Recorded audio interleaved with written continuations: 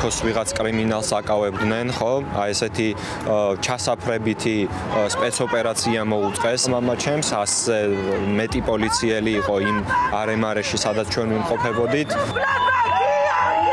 ქართული ოცნება დასდევს და იჭერს ყველას, ვინც 4 ოქტომბერს აქციაზე მივიდა. აქციიდან 5 დღის შემდეგ 100-ზე მეტი პოლიციელით 71 წლის ექიმს გოგი ჩახუნაშვილს რეჟიმის სახლში შეუვარდა. მშვიდობიანი აქცია იყო ისა, არავის არაფრის გადატრიალება და გადმოტრიალება არ უნდა და ამას არ ვეთანხმები. არ ვიცი ეს რას ემსახურება, ეს ჩვენ დაშინებას ემსახურება თუ მაგალითად მომავალში ვინმე აქტიური ადამიანის დაშინებას ემსახურება თუ არა, მაგრამ არ ამგონია ამან შედეგი გამოიღოს. ექიმს ისეთივე ბრალი წაუყენეს, როგორც სხვა დაკავებულებს. გამოძიება ამტკიცებს, რომ ის ძალადობდა 4 ოქტომბერს და ჰქონდა მცდელობა პრეზიდენტის სასახლე ხელში ჩაეგდო. ამას პროკურატურა ამ კადრებით გვიმტკიცებს.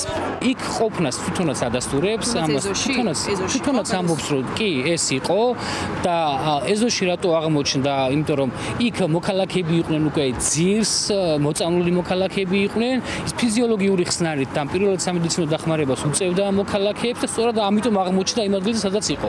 მას შემდეგ, რაც ექიმის დაკავებას საზოგადოებაში აღშფოთება მოჰყვა, პროკურატურამ გირაო მოითხოვა. მამა შენ ახარ? მეცივა.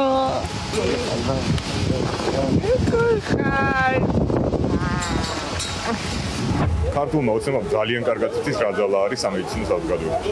ამიტომ შეეშინდა თქვენი აზრი. მე დარწმუნებული ვარ. ექიმის მხარდასაჭერად რუსთაველზე მისი კოლეგები შეიკრიბნენ. ექიმებმა ზუსტად იციან, რომ ოცნებას მათი ძალის შეეშინდა. ამ ძალის ჩვენებას მომავალშიც აპირებენ ყოველთვის, როცა უსამართლობას ადგილი ექნება.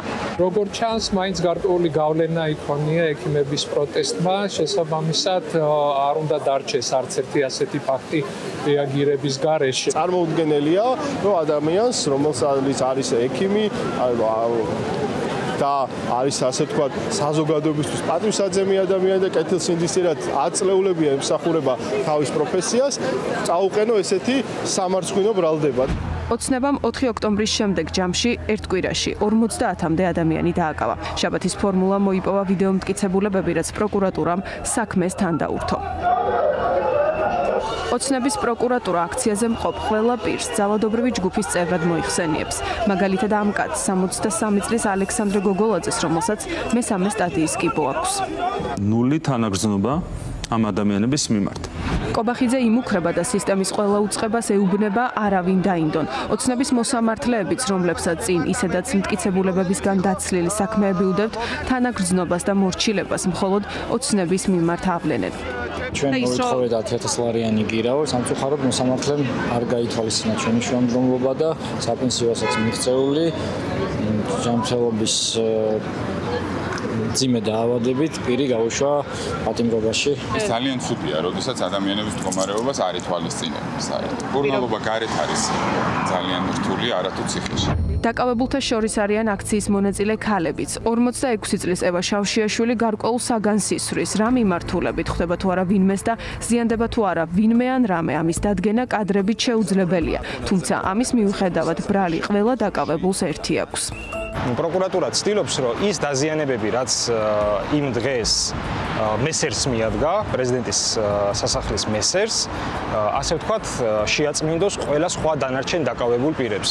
ერთ-ერთი ბრალდებული თორნიკე მჭედლიშვილი ამ კადრებში საქართველოს დროშით ყვება, რომ დაკავებულს სამმართველოში დაემუქრდნენ.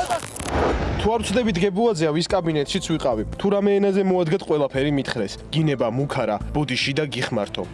ჯანმრთელობის დაზიანების მუქარას ჰქონდა ადგილი და კიდე სხვა ქმედებების განხორციელების. თავი რო დავანებოთ, მრავალ შეურაცხყოფას, გინებას, ლანძღვას და ასე შემდეგ. კი, ფსიქოლოგიურიც იყო. 4 ოქტომბერს დაკავებულები ყვებიან, რომ მათზე რეჟიმის პოლიციამ იძალადა. საერთოდ შარვალი გამოგლეჯილი აქვს. მათ შორის იძალადეს ვახო ფიცხელაურზეც, რომლის ცოლიც გვეუბნება, რომ მის მეუღლეს ფიზიკური დაზიანებების კვალი კარგად ეტყობა. იძალადეს მასზე, იმიტომ რომ არის აბსოლუტური გადამეტებით არის დაკავებული. დალურჯებები აქვს, ჩაქცევები აქვს. 4 ოქტომბერს აქციაზე ყოფნას ყველა დაკავებული ადასტურებს, თუმცა წარდგენილ ბრალს არც ერთი. რობოკოპებთან მივედი, ვუთხარი ჩვენ მხარეზე გადმოსულიყვნენ. აქეთ დამიწყეს ცემა და მე უნდა დამიჭირო 6 წლით. მე რომ მივედი ღობე უკვე ჩამონგრეული იყო. შემდეგ ცოტა მეც ვეჯაჯგურე. შეურაცხყოფა არავისთვის მიმიყენებია. არ მისროლია ქვა. სამართალდამცველების მიერ დაკავებულია კიდევ 8 პირი. შინაგან საქმეთა სამინისტრო მთელი კვირა აღამით ბრიფინგზე მართავს. დაკავებების სცენებს კი ჰოლივუდური ბლოკბასტერებით დგამს, ალბათ უფრო დიდი შიშის დასანერგად. დაკავებულთა შორის არის მაგალითად ხობის სოფლის შავღელეს მაცხოვრებელი რამაზ მამულაძეც, რომელიც იყო ამავე სოფლის სკოლის დირექტორი, რომელიც 2 წლის წინ გაათავისუფლეს სწორედაც განსხვავებული პოლიტიკური შეხედულების გამო, რომელიც იმ დღეს იყო აქციაზე და იქ მათ შორის ორბელიანის ტერიტორიაზეც ფიგურირებდა, თუმცა არანაირი ასე ვთქვათ ძალადობაში მას უშუალო ჩართულობა არ ქონია ისეთი, რასაც ედავებიან. ძალიან ბევრი ადამიანი უნდა დაელოდოს საშილს, კანონი მათ მიმართ იმოქმედებს ძალიან კაცრად. მუქარებს აქციის მონაწილეების მკაცრად დასჯაზე ოცნების სასამართლოშიც ბეჯითად ასრულებენ. დაკავებულთა ნაწილის საქმე ოცნების ყოფილ წევრ მოსამართლეს ლელა მარიდაშვილს ჩააბარეს. ეს მოსამართლე გამოსაცდელი ვადითაა არჩეული და ამ კვირაში უკვე 2 გამოცდა ჩააბარა. 9 დაკავებული წინასწარ პატიმრობაში გაუშვა. მათ შორის 4 ოქტომბრის საორგანიზაციო კომიტეტის წევრები ბურჭულაძე, ზოდელავა, მანჯგალაძე, ბერიძე და ნადირაძე. საქმეში წარმოგვიდგინა ის მასალები, რაც საზოგადოებამ თავის თვალით იხილა, თავის ყურით მოისმინა. შესაბამისად, დასკვნები უნდა გაკეთდეს არა მურუსიძის სასამართლოში, არა იმ მოსამართლის მიერ, ვინც ქართულ ოცნებას წარმოადგენდა სულ რაღაც 2 წლის წინ და არჩევნებში იღებდა მონაწილეობას და იყო ფაქტიურად ოპონენტი იგივე პაატა მანჯგალაძის, იგივე ირაკლი ნადირაძის, იგივე მურთაზ ზოდელავას, იგივე პაატა ბურჭულაძის. არამედ დასკვნები უნდა გააკეთოს ქართულმა ხალხმა. პაატამ თქვა რომ, როდესაც ჩავედით, მე გადავედი ხობის მეორე მხარეს, რომ იმისთვის რომ დავლაპარაკებოდიო გაჩერებულიყვნენ და ამ დროს მურთაზოდელავა იყო მეორე მხარეს.